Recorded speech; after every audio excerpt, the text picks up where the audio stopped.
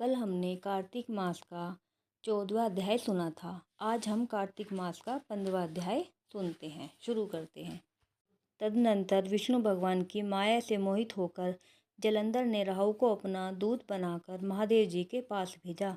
शुक्ल पक्ष के चंद्रमा की तरह शोभायमान कैलाश को राहु अपने शरीर की कालिमा से कृष्ण पक्ष की भांति काला करता हुआ कैलाश पर्वत पर गया और द्वारपाल नंदीश्वर की आज्ञानुसार महादेव जी के पास जाकर उनकी भ्रकुटी का संकेत पाकर राहु बोला, हे वृषध्वज, देवता और सर्पों के पूज्य तथा सकल रत्नों के स्वामी त्रिलोक के नाथ श्री महाराज जलंधर की आज्ञा सुनो।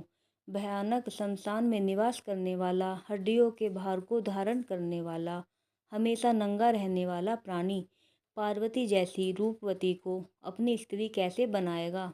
मैं सब रत्नों का स्वामी हूँ। पार्वती भी स्त्रियों में एक रत्न है, अतः यह मेरी स्त्री होने योग्य है। यह तुम्हारे जैसे भिक्षुक के योग्य नहीं हो सकती।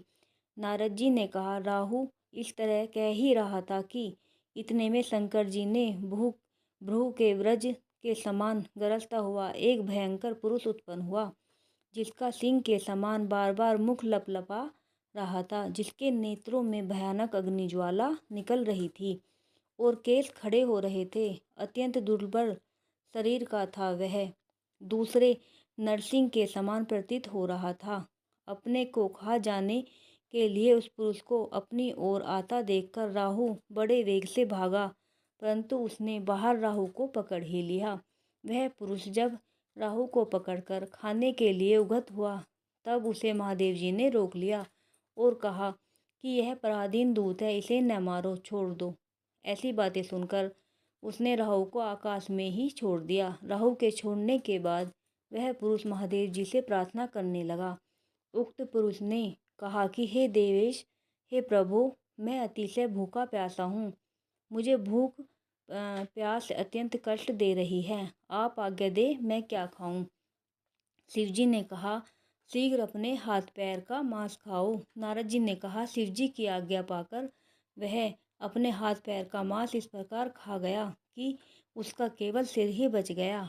उसका अवशेष सिर देखकर विस्मित और प्रसन्न होकर उस भयंकर कार्य करने वाले से शिवजी ने कहा, शंकर ने कहा, तुम्हारा नाम आज से कीर्तिमुख हुआ। मेरे द्वार पर सर्वदा रहो। जो भक्त प्रथम तेरी पूजा नहीं करेंगे वे मेरे प्रिय नहीं होंगे। नारद जी ने कहा, उसी दिन से महादेव जी के द्वार पर कीर्तिमुख रहने लगा।